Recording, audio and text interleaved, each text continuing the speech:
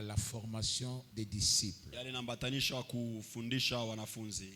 Un, ya kwanza, la formation des disciples kufundisha wanafunzi relève de la responsabilité de l'Église. inatoka kwa madaraka ya kanisa. Et c'est même parmi les responsabilités primordiales. Na inakuya kati ya madaraka ya kwanza. Faire les disciples kufundisha wanafunzi relève de la responsabilité de l'Église. Inakuya ni madaraka ya kanisa. L'Église qui s'en occupe pas kanisa la itumikie hii maneno perd sa raison d'être. Inapotesha jumla yake ya kuishi. C'est un ordre du Seigneur. Inakuwa ni ruhusa ya Mungu au sein d'une église locale. Ndani ya kanisa ni kujengwa. 2. Ya pili, la formation des disciples kufundishwa kwa wanafunzi est le cœur de la vie de l'église. Inakuya moyo ya uzima wa kanisa. Le cœur de la vie de l'église. Moyo ya uzima wa kanisa. Les disciples. Wanafunzi. Le cœur de la vie de l'église. Moyo ya kuishi kwa kanisa. Quand on dit le cœur de l'église, bakiseme moyo ya kanisa, on sait qu'est-ce qu'on veut parler. Tunajua nini tunapenda kusema. 3. Ya tatu, la formation des disciples kufundishwa kwa wanafunzi est fondamentale pour la croissance de l'église. Inakuya ya msingi njia kukomala kwa kanisa. Important ya muhimu pour la croissance de l'église. Njia kukomala kwa kanisa.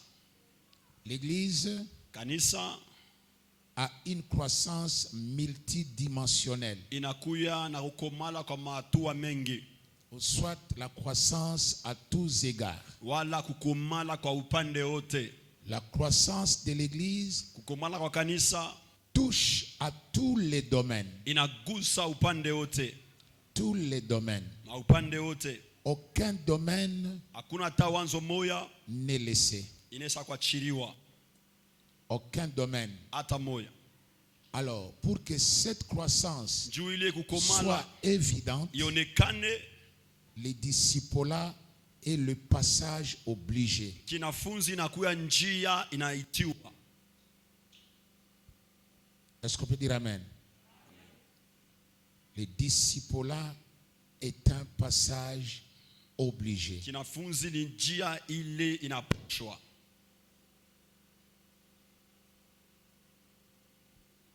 Le mot disciple tamkotena kinafunzi du grec mathetes. Mukigreki mathetes. Tout simplement apprenti. Inasema tu mwenye banafundisha. Celui qui apprend. Ule anakuwa anajifunza. De l'implantation de l'église asemkuwekewa kwa kanisa jusqu'à ce que l'église atteigne un certain niveau. Paka pale kanisa tafika mwatua fulani. Les disciples l'accompagnent. Kinafunzi kinayasindikiza.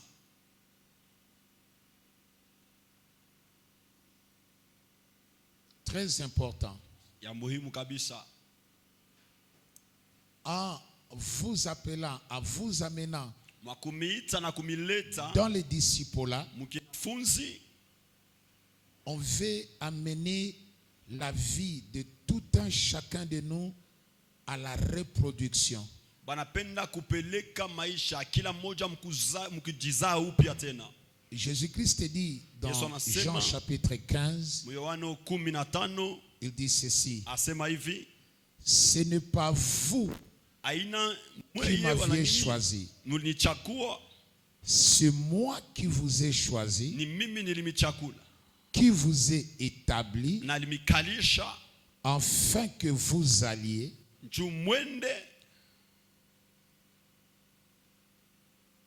et que vous portiez des fruits, que votre fruit demeure. Le but de ces enseignements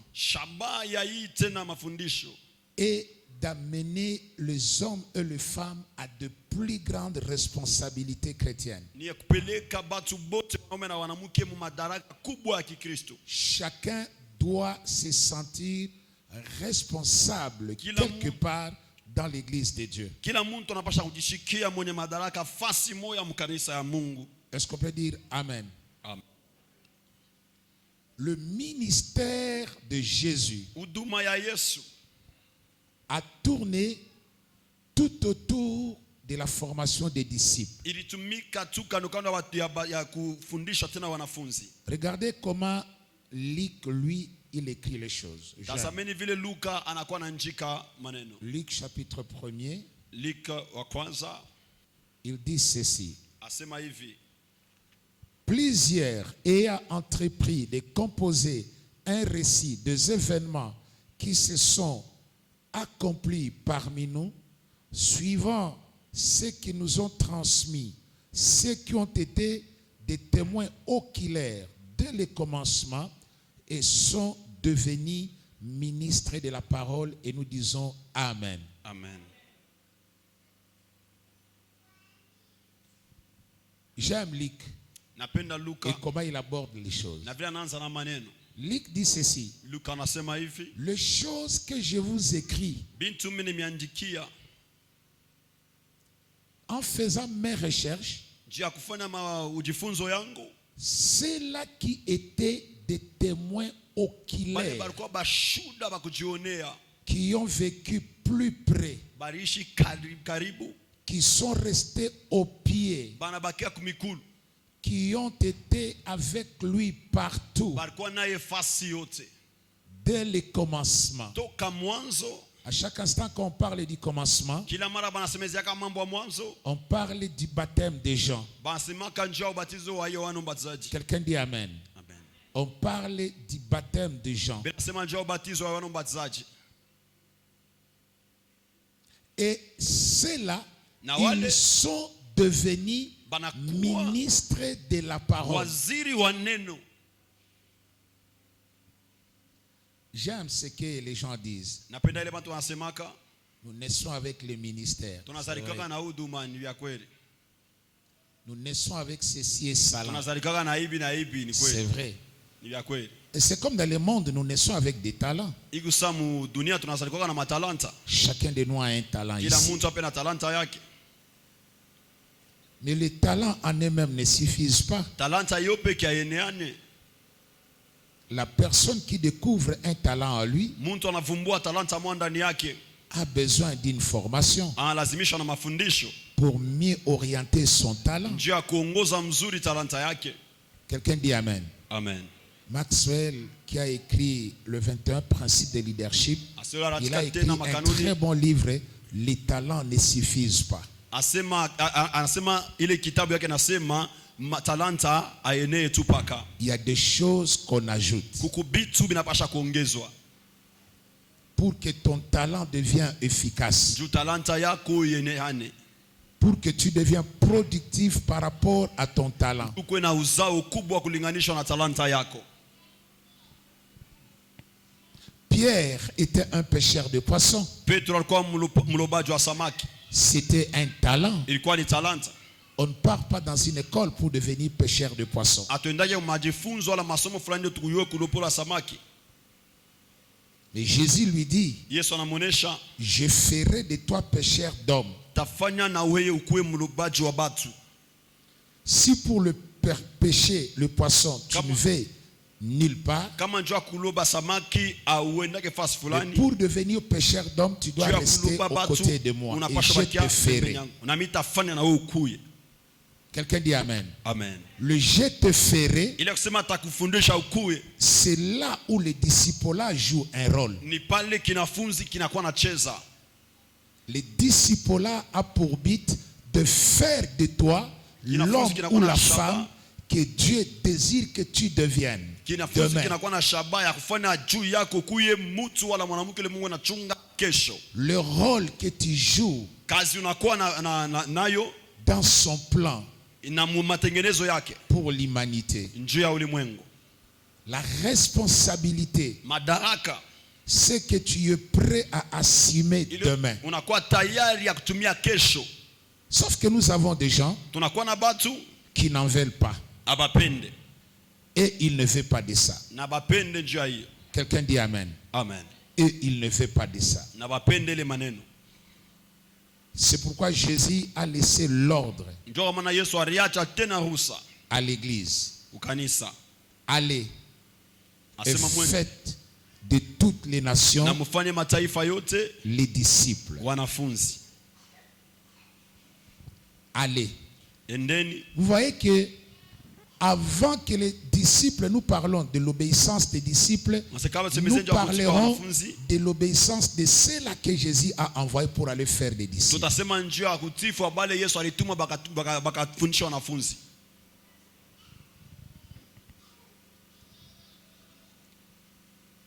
Quelqu'un dit Amen. Amen. Jésus en a fait des disciples. Yesu alifanya wanafunzi. Et il nous dit d'en faire aussi. Na anasema nasi pia tufanye vile. Et nous devons répondre. Tunapasha kujibu. Alors je vais parler lentement. Tasema pole pole. Écrivez les disciples. Andikeni wanafunzi.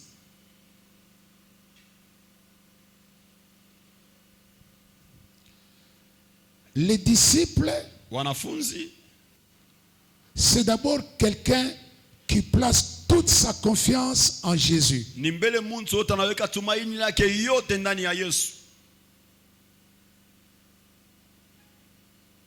Et par le baptême, kupitia ubatizo, il est identifié comme un compagnon de Jésus. Anatambuliwa kama vile mtu atembea na Yesu. Il est un membre de l'église du Christ. Anakuwa memba wa kanisa ya Yesu. Et c'est quelqu'un qui vit en obéissance à toute la volonté de Dieu.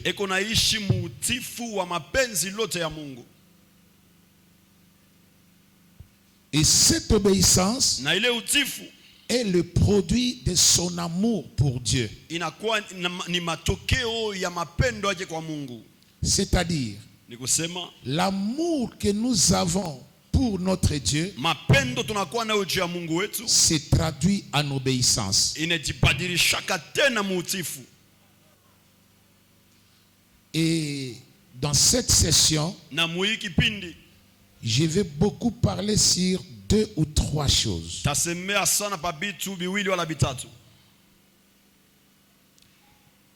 L'obéissance comme première qualité du disciple de Jésus.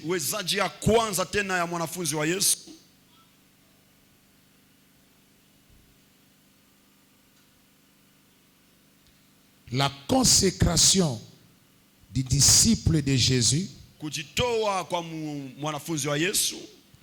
Le prix à payer pour devenir disciple de Jésus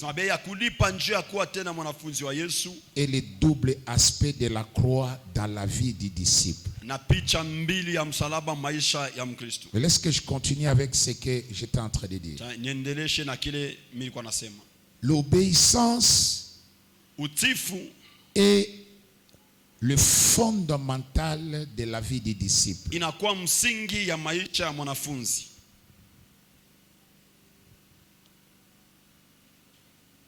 Les disciples doivent croître dans l'obéissance.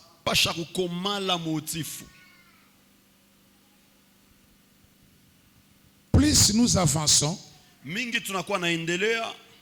plus les disciples vont commencer à voir dans sa vie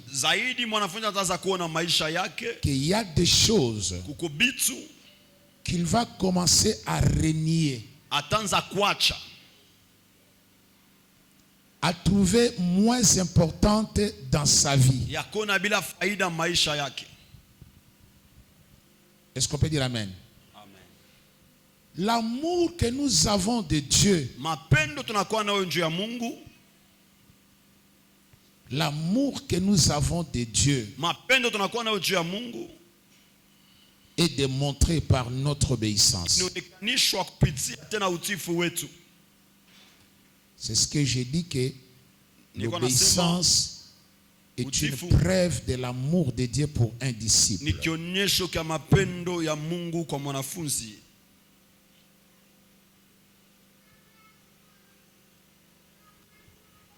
Et à la finalité, Na mwisho c'est la production. inakuwa ni kuzaa. J'épinglerai quelque chose. Asema ataweka mkazo pa kitu kimoja. De qui êtes-vous disciple? Munakuya wanafunzi wa nani?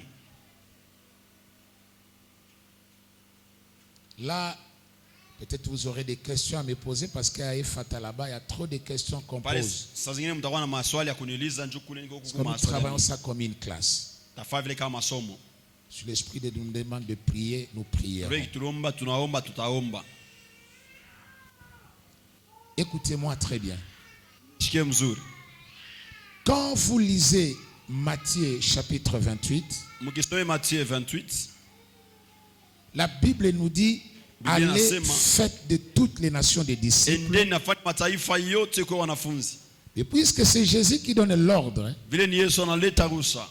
dans un premier temps, Hatua ya kwanza nous sommes prêts à croire tunakuwa tayari ya que kuaminia nous faisons les disciples pour ya Jésus. sisi tunafanya wanafunzi juu ya Yesu. Ah oui, c'est vrai, nous faisons les disciples pour Jésus. Ni kweli tunafanya wanafunzi juu ya Yesu.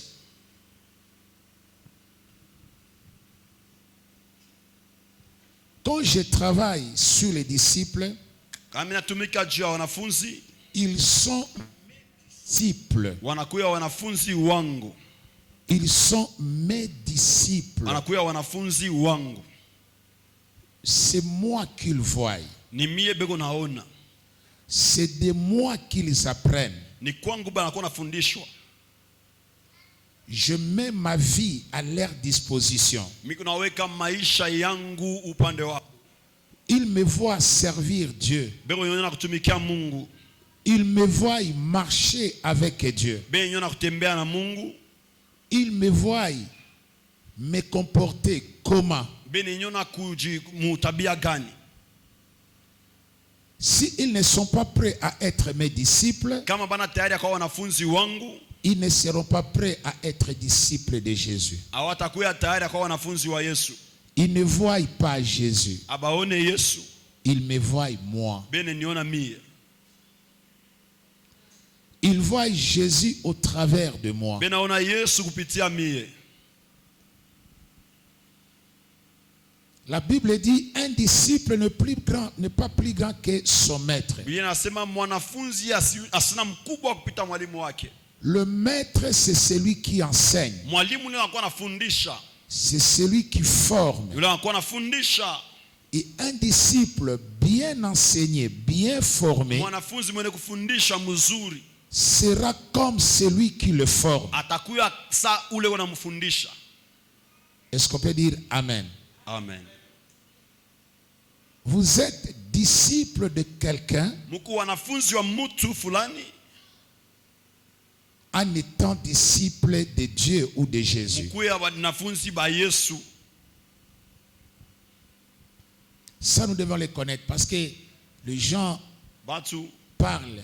Ben Comment Hassan. je dois être un disciple du docteur Enoch? kama mwanafunzi wa Moi, Dr. je suis Enoch. disciple de Jésus. Siku Non. mwanafunzi wa Yesu hapana. Je te conseille de tu es disciple de Jésus. Nakuonesha huku mwanafunzi wa Yesu Mais tu y apprends de qui? unafunda kwa nani? Tu t'assois au pied de qui? Unekala kumikulu ya nani? Tu travailles, ce que tu fais. Tu y as vu qui faire cela? Bile kunafanya uliona nani yako nabitumikia? Quelqu'un dit Amen. Amen. Tu tires ton modèle de souffrance et des autres choses qui peuvent t'arriver de qui? Unapata mfano na mambo yote mavipimo hizo kufikia unavitosha kwa nani? Tu prends ça de qui? Unafundishiwa kwa nani? Amen, amen. Amen. Alors, il ne faut pas se dire, non, moi je suis disciple. Ainasema mwanafunzi wa Yesu hapana. Prenons 2 Timothée chapitre 3. 2 Timothée chapitre 3. Allons-y. 2 Timothée chapitre 3.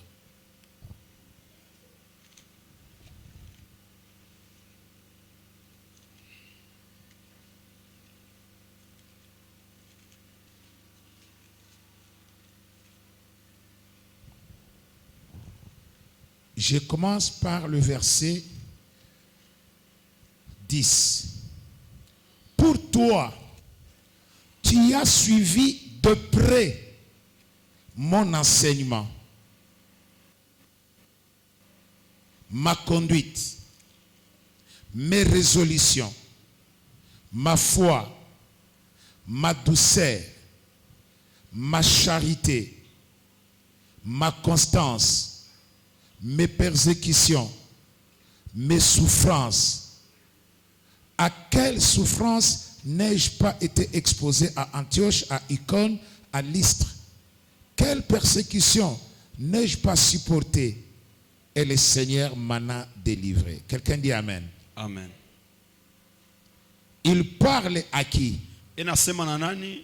À Timothée. Na Timothée. Tu as suivi de près. Ulifata karibu. Il commence par dire mon Asema enseignement, mafundisho yangu, ma conduite. mwenendo yangu. Tu es mon disciple Unakuwa parce que mwanafunzi c'est wangu. moi que tu vois. Tu ni mie huku naona. Je trace pour toi un chemin. Minakuwa na kupasulia njia. C'est pourquoi nous allons beaucoup parler sur l'obéissance comme Tutasema sana critère premier utifu kama d'un vile disciple. uwezaji ya kwanza ya mwanafunzi. C'est là où l'Église Watana na kanisa. a marqué le pas. Bali kanisa ilikuwa nasonga mbele. La semaine passée, j'étais dans une conférence. Juma iliyopita nilikuwa mkonference moya. Les après-midi, c'était la séance de toute l'église et avant midi, Magharibi kwa ni kanisa c'était le mzima. master class. Asubuhi ilikuwa ni mafundisho. Alors le mercredi, je devais aller enseigner, Mercredi nilipaswa ndo fundisha. le matin aux serviteurs de Dieu. Asubuhi watumishi ya Mungu. Je reçois un coup de fil le soir. Minapata mtu wa simu magharibi. Quelqu'un m'appelle, Papa Stéphane. Mtu mwenye Papa Stéphane. Je dis bonsoir, comment ça va? Nasema bonsoir. On parle avec lui. Tunazungumza naye. Il dit, nous avons une conférence de 2 jours. Tuna conférence masiku mbili. Je vous ai envoyé une invitation, Mimi nilimtumia invitation. mais je voudrais que vous veniez même à l'église nous voir. Napenda mko kanisa kuniona. Mettez même votre pied seulement à l'église. Asemeka tu mikulu yangu tu pa kanisa.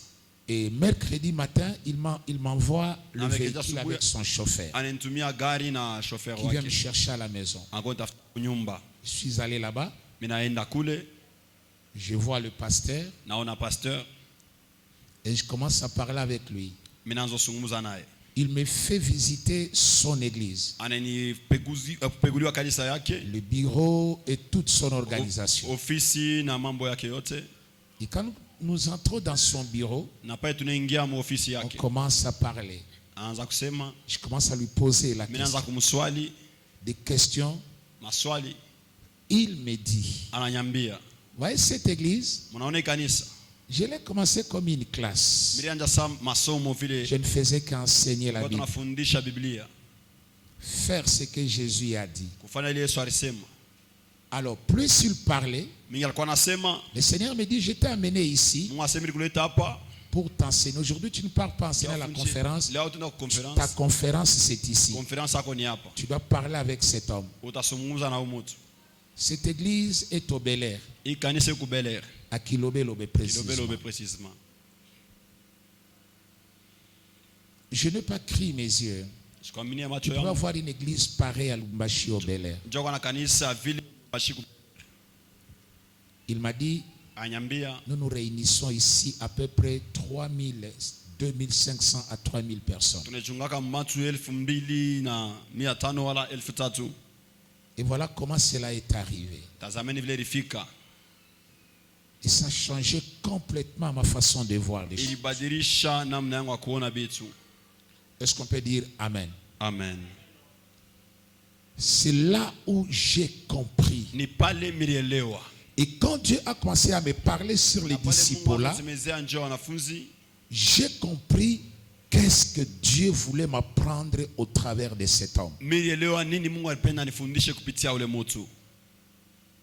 Qu'est-ce que Dieu a voulu m'apprendre? Et samedi, je suis allé, c'était le premier jour de sa conférence. J'ai attesté tout ce qu'il m'avait dit. Ase milichikishwa mbiote aliniambia. Je vis. Miliona. Et j'ai attesté ça. Na mimi nichikia ile tena. Alors à moi-même, Ndani yangu je me suis dit, mimi nasema la voie c'est les disciples là. njia ni kinafunzi. Est-ce qu'on peut dire amen? Amen. Et je ne sais pas comment est-ce que le révérend Enoch va s'arranger. Nisijue vile papa yangu atajitengeneza. Même 2 ou 3 mois après, même à la fin de l'année, que nous puissions Hata miezi continuer à prendre une autre tena partie. tuchukue tena upande ingine. Parce que le but, Du shaba c'est vous rendre productif. ni kumifanya mkwe na uzao. Amen. Chacun de vous Kila mtu kati yenu est capable de beaucoup de choses. ena uwezaji ya vitu vya mingi. C'est avec vous Ni pamoja na mwe que cette église va se transformer. hii kanisa itabadirika. Rien qu'avec vous. Na mweye tu Vous êtes tellement nombreux mkuba mingi sana que si vous êtes travaillé réellement dans le sens où nous kama allons parler, mitumika tu muite na mfano na kwa nasema vous allez voir vous-même mtaona mwe peke comment ça va vous changer vous vile tembadilisha mweye et changer votre façon de travailler. na badilisha namna tena ya kutumika kwenu. Beaucoup de vos petites priorités vont tomber. Asema maile tena mabitu yenu tena upekee itanguka. Attention, Kebeni hange nous sommes ici pour un but. tuku hapa njuu ya shaba moya. Et votre formation en tant que disciple Na kumifundisha kama vile wanafunzi est d'une importance capitale. inakuwa ya muhimu ya msingi. Et Dieu vous veut dans cela. Na Mungu anataka kumiona muile. Comment vous pouvez avoir une vie consacrée si vous ne passez pas par les disciples là? Namna gani mwezi kuwa na maisha yenye kujitoa kama mpite mkinafunzi? Il n'y en a pas. Ainako. Il n'y a qu'un disciple Ni mwanafunzi tu qui connaît mieux la notion de la consécration de sa vie. anajua tu mafundisho ya kujitoa kwa maisha yake. Il n'y a qu'un disciple, Ni mwanafunzi tu celui qui apprend. ule anafundishiwa.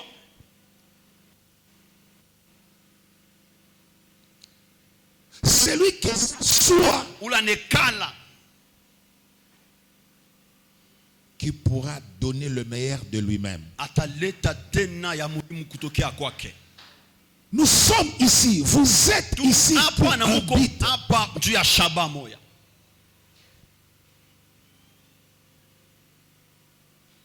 Dans les disciples là, Mukinafunzi Dieu a placé l'obéissance. Mungu aliweka utifu. Et l'obéissance Na utifu est la voie de la bénédiction du disciple. inakuwa njia ya baraka ya mwanafunzi.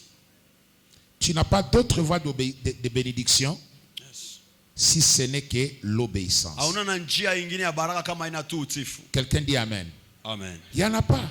Ainako.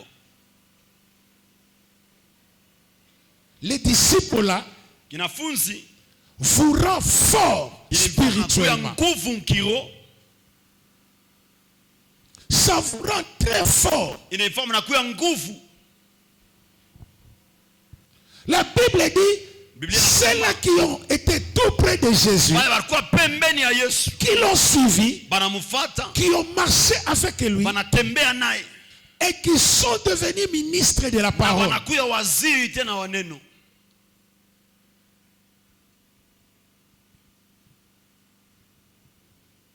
Les disciples là ne consistent pas seulement à former les gens pour les implantations des églises, Kinafunza kelekea pa kufundisha bantu njoo kwenda kuweka makanisa, mais pour la vie même de l'église. na njoo ya maisha tu ya kanisa.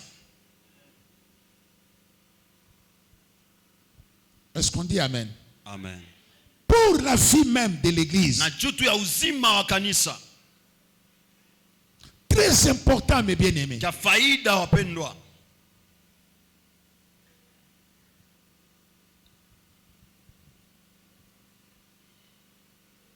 Très important. Ya faida. Je vais revenir sur certains points. Tarudia pa manukta ingine. Mais comme nous n'avons que 3 jours, Vitu na masiku tatu, Laisse-moi commencer déjà avec le premier point. Mwachinyanza na nukta ya kwanza. Laisse-moi commencer avec le premier point. Alléluia. Laisse-moi commencer avec le premier point. Écrivez. L'obéissance, utifu, première qualité du disciple. uwezaji ya kwanza ya mwanafunzi. Nous allons prendre Genèse, Taiba Mwanzo, chapitre 12. Je vous remets là-bas dans Genèse chapitre 12, un texte que nous lisons. Je le lis au nom de Jésus. Amen. L'Éternel dit à Abraham, va-t'en de ton pays, de ta patrie, de la maison de ton père, dans le pays que je te montrerai. Je ferai de toi une grande nation et je te bénirai. Je bénirai, je rendrai ton nom grand et tu seras une source de bénédiction. Je bénirai ceux qui te béniront et je maudirai ceux qui te maudiront. Et toutes les familles de la terre seront bénies en toi. Et nous disons Amen. Amen. Quelles sont de bonnes promesses de la part de Dieu. Là, nous sommes jusqu'au verset 3 de Genèse 12. Genèse 12. Regardez ces tableaux. Et ça commence, l'Éternel dit à Abraham, va-t'en de ta patrie, va-t'en de la maison de ton père, va-t'en de ton pays, vers le pays que je t'ai montré. Et là, je rendrai ton nom grand. Là, je ferai de toi une source de bénédiction. Là, je ferai de toi une grande nation. Là, je combattrai tes ennemis. Là, ceux qui te maudiront mourront sur leur chemin. Et là, de toi sortira quelqu'un par qui toutes les familles de la terre seront bénies. À ta postérité ou en toi. Et la Bible dit, le verset 4, si c'est ta Bible, tu soulignes. Abraham partit comme l'Éternel le lui avait dit. Cette phrase-là, toute la vie d'Abraham est là-dedans. Abraham partit comme l'Éternel le lui avait dit. En d'autres termes, je peux dire, Abraham partit selon la parole de l'Éternel. En d'autres termes, je dirais encore, Abraham obéit et partit. J'avais pensé à ça avant de le lire dans la Bible. Hébreux chapitre 11. Hébreux 11. Prénom. Hébreux chapitre 11. Le verset 8. La Bible dit ceci. C'est par la foi, lors de son appel, qu'Abraham, lors de son appel, obéit et parti. Je vous dis au nom de Jésus. Je ne vais pas lire Hébreux 11. Hébreux 11, 8. Mais quand j'enseignais, je pensais exactement à ça. Et la phrase qui dit dans Genèse chapitre 12 verset 4, Abraham partit selon que l'Éternel, lors de son appel, lors de sa vocation, Abraham partit comme l'Éternel lui avait dit. Et l'auteur de l'épître aux Hébreux, on nous dit lors de son appel, Abraham obéit et partit pour un lieu qu'il devait recevoir en héritage et qu'il partit sans savoir où il allait. Donnez-moi un amen très fort. Amen. Pas de carte géographique. Sans savoir. Peut-être vous ne savez pas le fait de partir là, ça veut dire quoi? C'est l'ordre que le Seigneur a donné. Allez et faites de toutes les nations des disciples. C'est là où dit Ni kusema, c'est là où je dis, ni pale mimi nasema, l'obéissance de ceux qui sont partis utifu wa wale walienda déterminera l'obéissance de ceux auprès de qui ils vont partir. itaonesha tena utifu wa wale Ou kule soit wataenda. l'obéissance du disciple Utifu wa wanafunzi répond à l'obéissance de son formateur. inajibuka ku utifu wa mwalimu wake.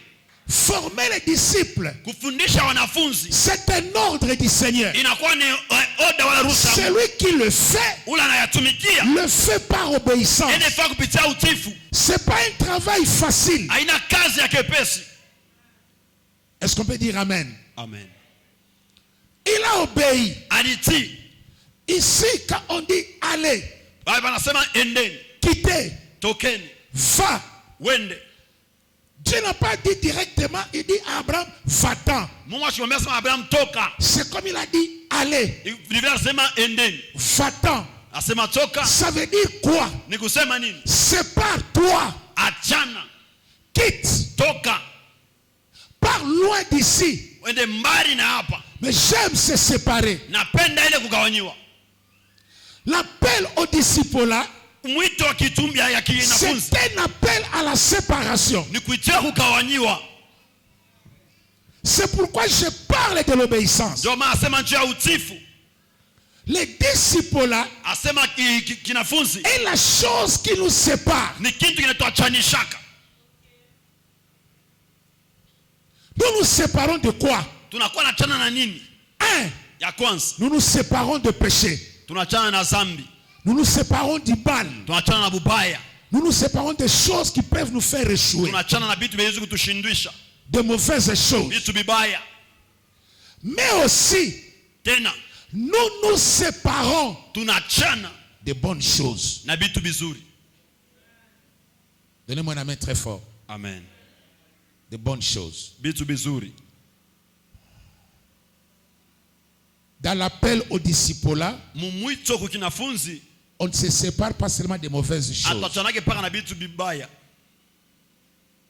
Abraham, vous ne savez pas peut-être, Saa zingine mjue Ibrahimu vous ne savez pas qu'est-ce que demeurer 75 ans kuikala dans miaka un tena endroit. 75 mufasi moja. Il avait déjà un ancrage. Alikuwa nafasi tu ashakuweka. Il avait des amis. Alikuwa na barafiki. Il avait des gens tout autour de lui. Alikuwa na bantu kando kando yake. Il s'était investi. Alikuwa ashakujiweka. Et quand Dieu lui disait de partir, Wale mwana mwisha ende. Dieu savait ce qu'il disait. Mungu arejea alikuwa anasema. Dieu l'a séparé. Mungu anamwachanisha. Dieu l'a fait quitter. Mungu anamtosha. On ne quitte pas seulement les mauvaises choses. Atuachanake paka na vitu bizuri. Bibaya. Quand Dieu veut faire avec toi Kama Mungu beaucoup de anapenda kufanya grandes wewe choses, vitu vikubwa, il te fera quitter même ce qui semblait être une zone de confort pour ta vie. atakutosha hata pale uranzo unaona sasa ni pashi pazuri njoo ya maisha yako. Vous savez, il y a beaucoup de gens qui n'iront pas très loin Kubantu amiga batendaka mbari parce que njoo ils ne veulent pas quitter les choses dans lesquelles Dieu veut qu'ils quittent. abapende kutoka mbele vitu Mungu anapenda batoke. À un certain moment, Mwatua mwa hivi tu verras que ce que tu fais est devenu très bien. utaona sebla mfano inakuwa bizuri Et ça devient ta zone de confort. na inakuwa fasi yako ya mapumziko. Et il te devient difficile Na inaweza tena kigumu d'écouter Dieu qui te parle. ya kusikia Mungu anakusemezea. Mais j'aime Dieu. Napenda Mungu. S'il a une mission avec nous, Kama yuko na kazi na shi, par moment, il intervient pour briser notre zone de confort, mara nyingine anakuwa kuvunja tena fasi yetu ya mzuri. afin que nous puissions répondre à son appel. Juu tujibu kumwito yake.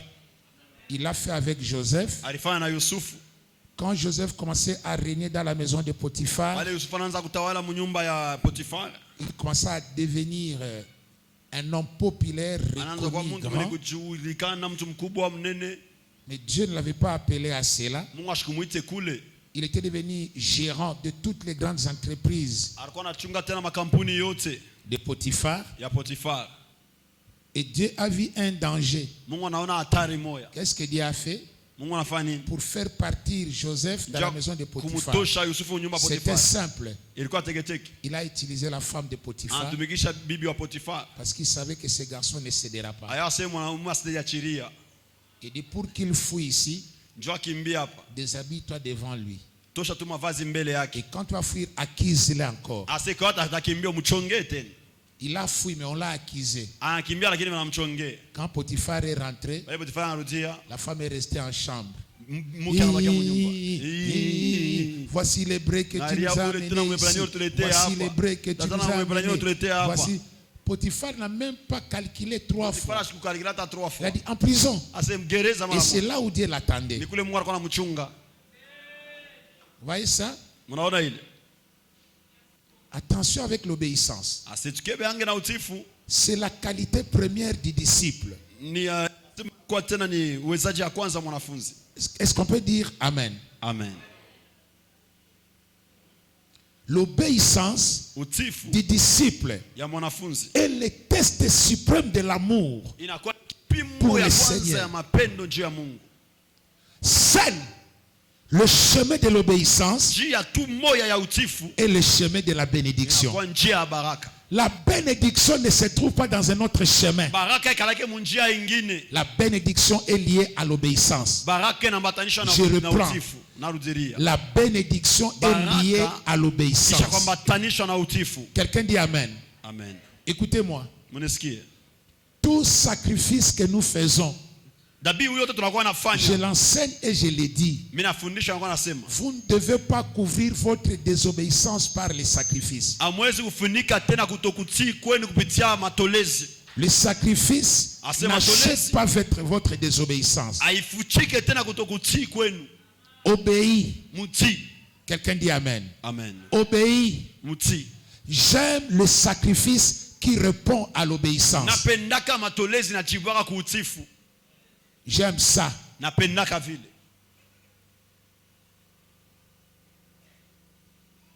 Si Dieu avait dit à Abraham, prends Isaac ton fils, celui que tu aimes.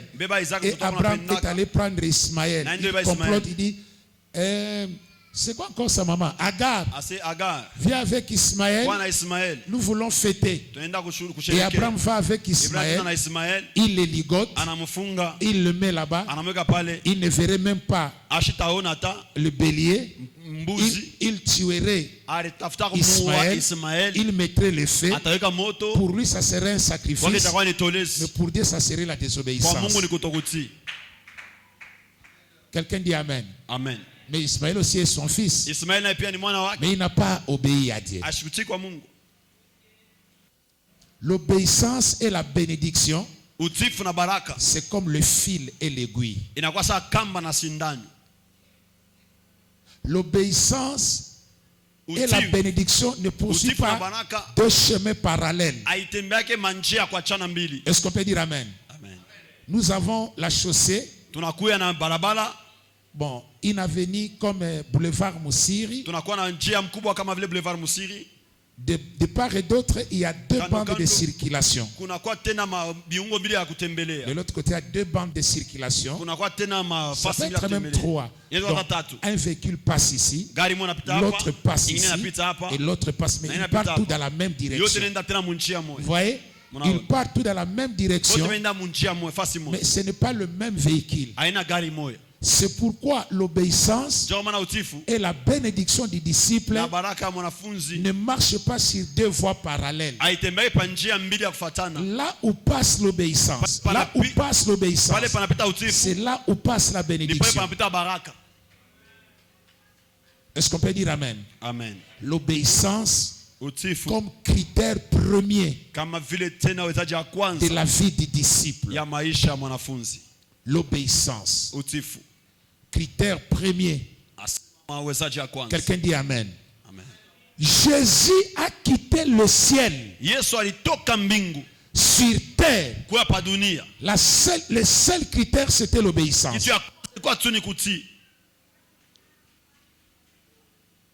L'obéissance, c'est accomplir la volonté de celui qui t'a envoyé. L'obéissance rime avec l'accomplissement de la volonté. C'est ainsi que la Bible dit, un disciple n'est pas plus grand que son maître. C'est-à-dire, Ni kusema la volonté du disciple mapenzi ya n'est mwanafunzi pas au-dessus de la volonté de son maître. haina juu ya mapenzi ya mwalimu wake. Jamais. Hata siku moja. Obéissons. Tukue na utifu. Jésus est venu accomplir Yesu alikuwa kutimiza ce que Dieu avait prévu pour lui dès avant la fondation du monde. kile Mungu alimupangiaka toka mwanzo wa dunia. C'est pour cela qu'il est venu. Ni vile alikuya. Et tous dans Jésus-Christ Na wote ndani ya Yesu n'était que obéissance. ilikuwa tu ni utifu. Il dit, Anasema je suis descendu du ciel, mimi natoka mbinguni non pour faire ma volonté, hapana kufanya mapenzi yangu, mais la volonté de celui qui m'a lakini envoyé. mapenzi ya yule alinituma. Dans cet enseignement, Muhii mafundisho vous comprendrez mutaelewa comment tu es ta volonté namna gani kuwa mapenzi yako pour faire la volonté de Dieu. njia ya kufanya mapenzi ya Mungu. Et ce n'est pas facile. Na ina teketeke Comment détruire ta propre volonté? namna gani kuharibu mapenzi yako wewe peke. Les disciples là Kinafunzi te fait disparaître, inakupotesha mais pour te faire apparaître. njia ya kuonekanisha. Les disciples là Ase kinafunzi te tuent, inakuua, t'enterrent inakuzika pour te ressusciter. njia ya kukufufula. Cela nous parlerons la place de la croix dans la vie du disciple. Tutasema fasi ya msalaba maisha ya mwanafunzi. Le prix à payer, Bei ya kulipa la place de la croix. fasi ya msalaba. J'aimerais poser une question ce soir. Penda kuswali magharibi ya leo. Où veux-tu être demain? Unapenda kuya wapi kesho? Qui veux-tu être demain? Unapenda kuya nani kesho? Qu'est-ce que tu as toujours rêvé? Nini unakuwa na waza? Quand tu entres dans cette porte-là Ukipita ile mlango et que tu t'assois, na unekala hapa, quelles sont tes premières pensées? mawazo yako ya kwanza ni nini? Est-ce qu'on dit Amen? Amen. Tu es venu pour être qui d'abord? Ulikuya mbele juu ya kuya nani mbele? Si tu n'as pas de réponse à me donner, Kama una jibu ya je te kunipatia donne une. na kupatia moya. Tu es venu ici Kuya hapa d'abord mbele pour être un disciple. juu ya kuwa mwanafunzi. Pas pour être un prédicateur. Hapana kuwa mbe mhubiri. Pas pour être un prophète. Hapana kuwa mbe nabii. Pas pour être un pasteur. Hapana kuwa mchungaji. D'abord, Mbele être un kuya disciple. mbele mwanafunzi. Le reste, Ingine ça va te rejoindre. itakufata. Bien-aimé dans le Seigneur, Wapendwa ndani ya Bwana, il n'y a pas d'autre voie. hakuna njia ingine, Il n'y en a pas hainako d'autre voie manjia ingine qui vous amène inamipeleka à produire conformément à ce que Dieu a mis en ya vous. kuzala vile vile Mungu alikuwa anasema juu ya hili. Les disciples là va te tailler, Inafunzi itakuchongola, va te briser, itakuvunja, va te conduire à la maturité. itakupeleka mukomala.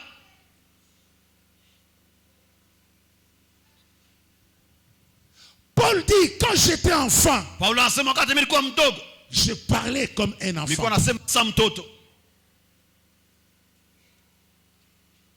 Beaucoup de gens Bantu mengi n'iront pas très loin abate nyaka mbari parce qu'ils ne savent pas juu abajue au pied de qui ils étaient assis. ni kumikulu ya nani walikuwa shakuikala.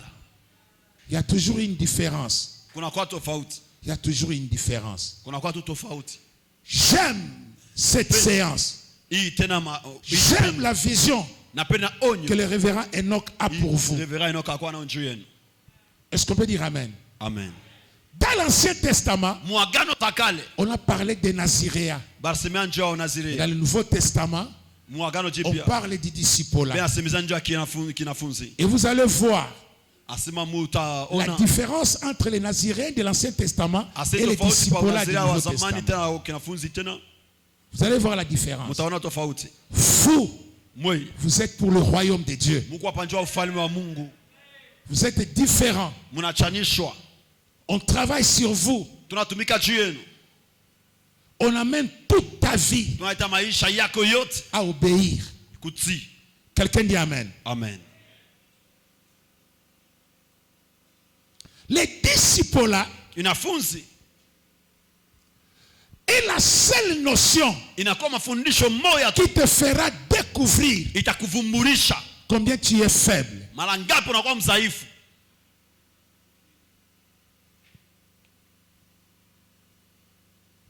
Combien tu es faible. Ngapi unakuwa mdhaifu. Et ça t'apprend à remettre toute ta vie Kurudisha entre maisha les mains yako de yote Dieu. mu mikono ya Mungu. Écoutez, pour conclure, Musikie njoo kumaliza. le premier signe à notre ressemblance, de notre ressemblance Alama à Jésus. ya kwanza kwetu kufananishwa na Yesu. Écoutez-moi, les chrétiens, Wa je Kristo. tiens à vous dire, Napenda kumiambia Adam et Ève Adamu na Hewa ont été créés à la ressemblance de Dieu. Faisons l'homme à baliumbia notre image et à notre picha na ressemblance. ufananisho wa Mungu. Ça, c'est Adam et Ile ni Ève. Adamu na Eva. Est-ce que vous comprenez? Amen. Toi et moi, Mie na wewe nous avons été créés à la ressemblance de Jésus. tuliumbia kufananisha kwa Yesu. J'aimerais que quelqu'un comprenne ça ce soir. Napenda mtu aelewe. Adam et Ève Adamu na Eva ont été créés à la baliumbia ressemblance kufananishwa de Dieu. kwa Mungu. C'est Dieu qui a dit Ni cela. Mungu alisema vile. Mais chrétiens, toi et moi, Kristo mie na nous wewe sommes à la ressemblance de tukubele Jésus. kufanana na Yesu. Vous et moi, Mie na mwe nous sommes à la ressemblance de Jésus. tunafanana na Yesu. Quelqu'un dit Amen. Amen. Nous sommes à la ressemblance de Jésus. Tukubele uso na picha ya Yesu. Tel qu'il est, Vile eko, tel nous sommes, vile tuiko. tel nous devons Na vile être tunapasha kuya ici sur terre. hapa pa dunia. Et la ressemblance avec Na Jésus kufanana na Yesu commence par l'obéissance. inaanza kutifu. Lui, il a obéi. Yani ti. Et notre ressemblance Na avec lui kufanana kwetu naye commence par l'obéissance. inaanza na utifu. Est-ce que quelqu'un me comprend? Amen. Et les disciples là, Na unafunzi c'est la chose qui nous amène à la ressemblance à Jésus. ni kitu yatupeleka kufanana na Yesu. La Bible est en train de dire, Vile unasema nous sommes son ouvrage, tunakuya kazi ayant yake ya été mikono yake. créés en Jésus. Tuliumbia ndani ya Yesu. Il n'y a pas une matière première que Dieu a pris quelque part pour Hakuna vous kiombo ya créer kwanza moi kile et Yesu toi. aliba njoo kumiumba mimi na mweye. Notre matière première, Ase kiombo ya kwanza Yesu c'est Jésus-Christ. ni Yesu yeye peke. Seul. Yeye peke. Nous avons été créés à son image et Tuliumbia à sa uso yake na ressemblance. picha yake. C'est cette image et la Ile ressemblance uso na de ile Jésus ufanisho wake que ya le Yesu. Saint-Esprit Ile Roho Mtakatifu implémente en nous. ekoneka ndani yetu. Quelqu'un dit Amen. Amen. Ce que lui fait, Kile yeko nafanya nous le ferons. tutaifanya. Ce que lui fait, Kile yeko natenda nous le ferons. na sisi pia tutatenda. Alors attention. Comme nous sommes à sa Vile ressemblance, tunakuya kwa uso le wake. premier point de cette ressemblance, Nukta ya kwanza kufananishwa kwa c'est l'obéissance. ni utifu. C'est Ni l'obéissance. utifu. J'ai dit c'est l'obéissance. Nasema ni utifu. J'ai dit c'est l'obéissance. Nasema tena ni utifu. C'est l'obéissance Ni utifu. que ça entre. Ingie. Que c'est l'obéissance. Ni utifu. C'est l'obéissance. Ni utifu. Quelqu'un dit Amen. Amen. Laisse-moi vous dire ça. Acha niambie. La Bible est en train de dire dans Philippiens chapitre 2, Bien sema mo Philippiens 2. vers le dernier point concernant Jésus. Tanukta ya mwisho kusemeza Yesu. C'est pourquoi Njoo kwa maana. Dieu l'a souverainement élevé. Walimuinua. Non, il n'y a pas de souverainement élevé Hakuna kunyanyuliwa kubwa sans le souverainement rabaissé. bila kushushiwa tena utele. Avant que Dieu l'élève souverainement, Kabla Mungu amuinue mkikubwa, Dieu l'a rabaissé aussi Mungu souverainement. alimshusha tena sana.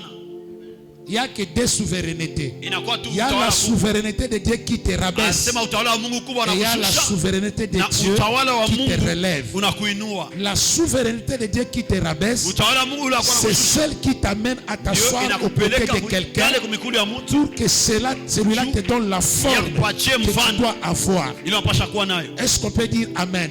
Amen. Dis avec moi, souverainement élevé. Souverainement élevé. Je vois que vous acclamez beaucoup quand on dit Dieu l'a Mungu souverainement alimuinua élevé. mnapiga mikono Et sana. lui a donné un nom qui est au-dessus de tout le dites-moi Amen.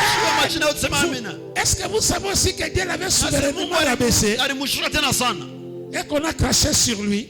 et qu'on l'a insulté, et qu'on l'a humilié, ça c'est souverainement rabaissé, afin d'avoir le souverainement élevé.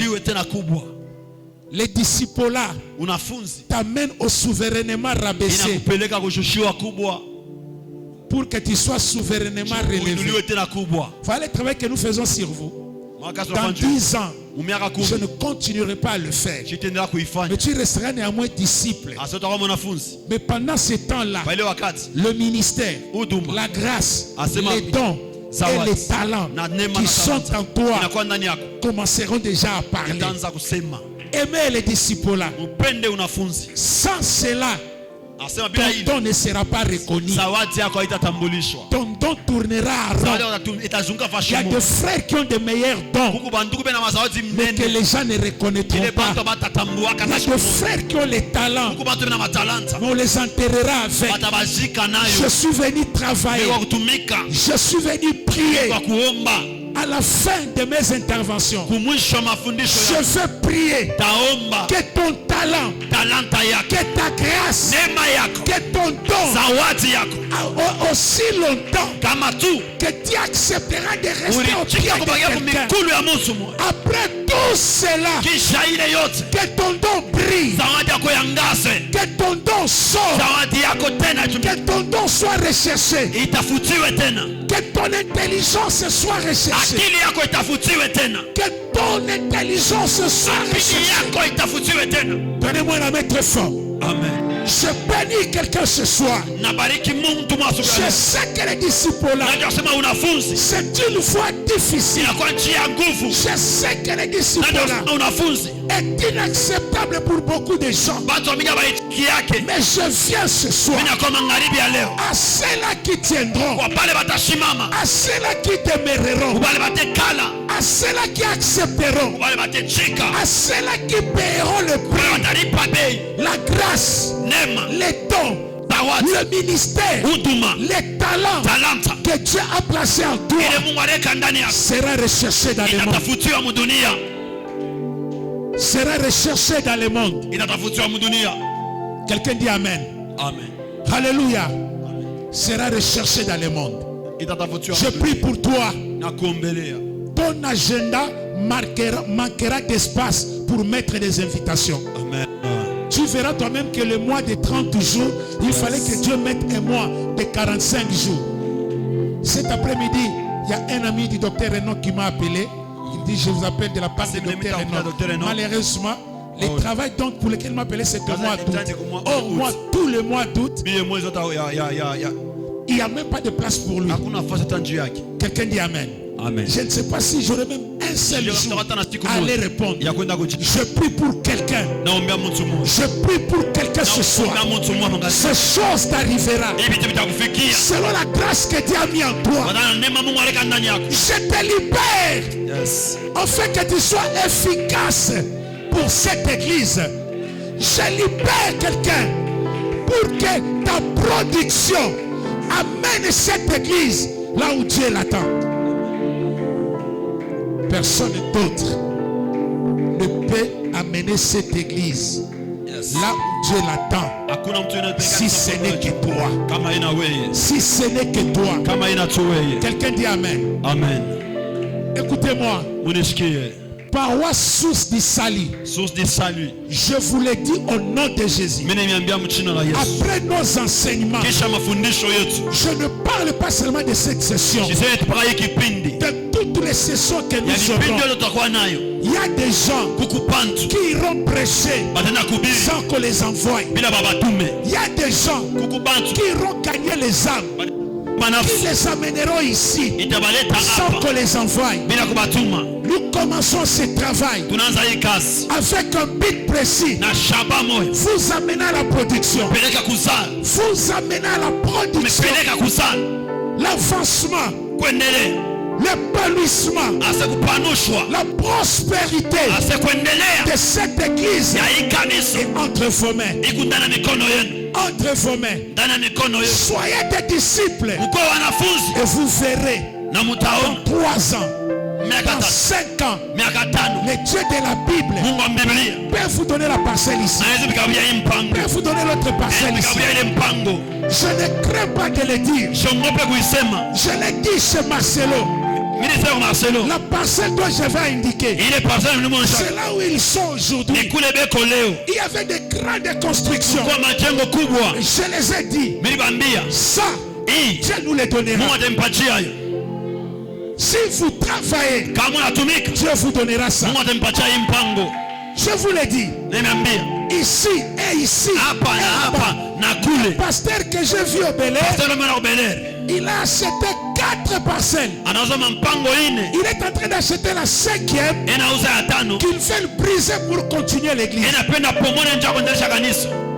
Il m'a dit où est-ce qu'il a commencé. Anyambia pale alianzia. Et je prends les enseignements du disciple là Na bema mafundisho de unafunza tout mon na cœur. moyo yangu yote. Je le travaille chez l'apôtre Raph. Na tuwa apôtre Raf. Et vous êtes la 2e église Na nao kanisa ya qui pili. m'a appelé pour le même travail. Inanita njoo Je ne kasi sais Mungu. pas pourquoi, Sijue njoo nini. mais je crois que Dieu Na miase Mungu veut faire quelque chose. atafanya kitu kimoja. Je prie ce soir. Naomba magharibi ya leo. Je recommande cette église à la grâce de Dieu.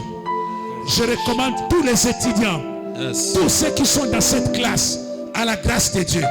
À partir de ce soir, que le Saint-Esprit commence à vous visiter. Que le Saint-Esprit commence à vous donner le cœur d'un disciple. Quel que soit ce que vous faisiez, peut-être vous étiez dans un département, vous aviez déjà commencé à servir. Maintenant là, je demande que le Saint-Esprit crée dans chacun de vous l'esprit des disciples. Qu'il mette en chacun de nous le cœur d'un disciple. Dans le nom de Jésus, soyez bénis, soyez gardés, soyez protégés, soyez soutenus. Que l'ombre de Dieu vous couvre. Que la grâce de Dieu vous accompagne. Soyez des disciples, alors de vrais disciples. Dans le nom de Jésus-Christ, nous avons ainsi prié. Nous disons Amen. Amen. Soyez bénis. Mbarikiwe.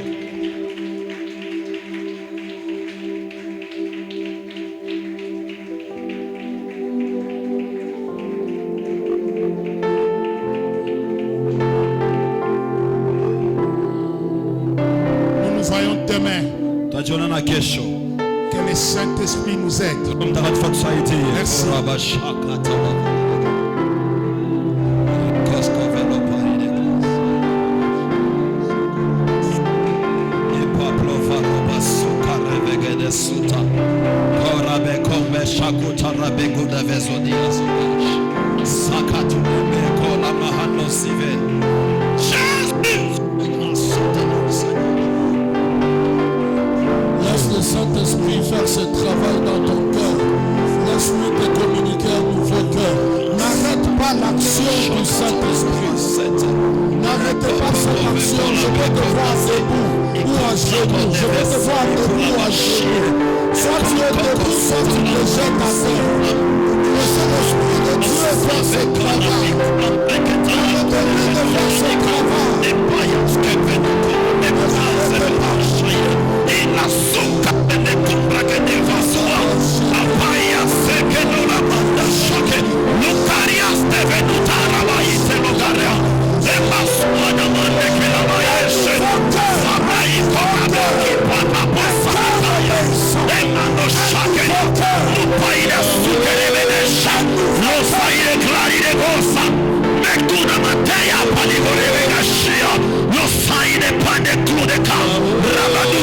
Ramina na mashake kulande kina mazua na marete kaludeveria marade koye